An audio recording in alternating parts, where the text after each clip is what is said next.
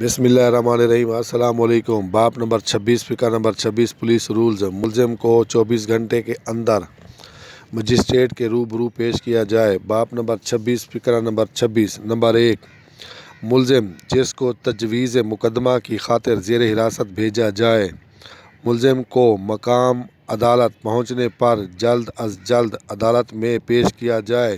Number 2، ملزمان جو بروز تعطیل یا عدالت کا وقت ختم ہونے کے بعد گرفتار کیے جائیں، ان کو 24 گھنٹے سے زائد حراست میں نہیں رکھا جائے گا۔ نمبر 3، اگر ملزم قابل ضمانت جرم میں زیر حراست ہو تو پولیس ضمانت پر رہا کرے۔ وضاحت: نمبر 1، دفعہ نمبر 61 ضابطہ فوجداری کے تحت پولیس افسر کو اختیار حاصل نہیں ہے کہ وہ بلا وارنٹ گرفتار کیے گئے شخص کو 24 گھنٹے سے زائد عرصہ کے لیے اپنی حراست میں رکھے، لیکن اس میں وہ عرصہ شامل نہ ہے جو مقام گرفتاری سے عدالت پیش کرنے میں صارف ہو۔